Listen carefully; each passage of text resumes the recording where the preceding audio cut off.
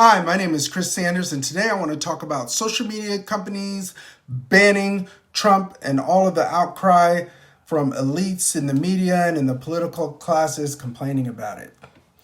First off, people need to understand that social media is not a right. It is a privilege that a company will maybe allow you to publish your content on their platform as long as you abide by their terms of service. Everyone has to agree to the terms of service when they sign up to use these platforms.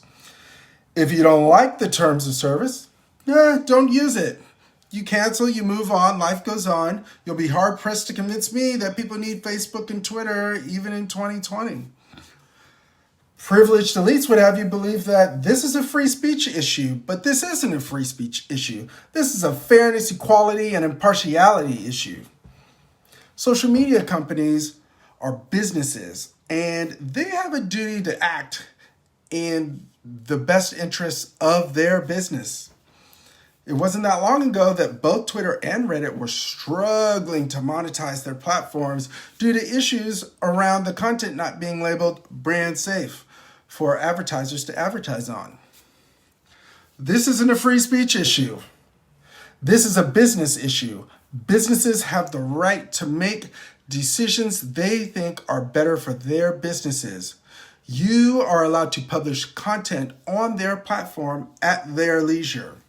Secondly, no one should be expected to be treated differently than anyone else because of their race or the amount of wealth they have or their political status or their political view.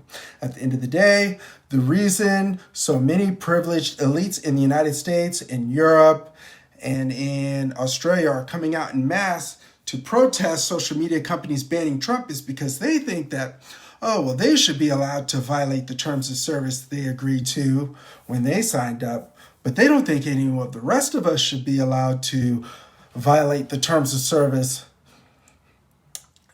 Only the government officials themselves and the elite media figures, because they're above everyone else.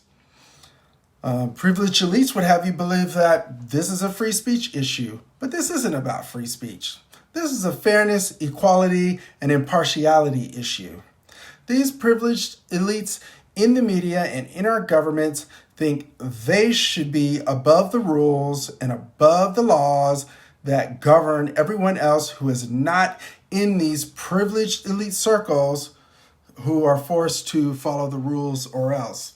To them, the rules are for the little people and the other people who don't matter.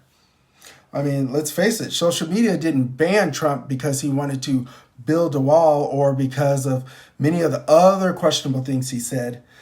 Social media is banning Trump because he used his social media platform to encourage overturning a democratic election and encourage violent attacks against elected government officials here in the United States. Privileged elites would have you believe that this is a free speech issue, but this isn't a free speech issue. This is a safety issue. This is a free and fair elections and democracy issue. At the end of the day, understand that social media is not a right. You don't need it to run your life. Social media is entertainment. That's it.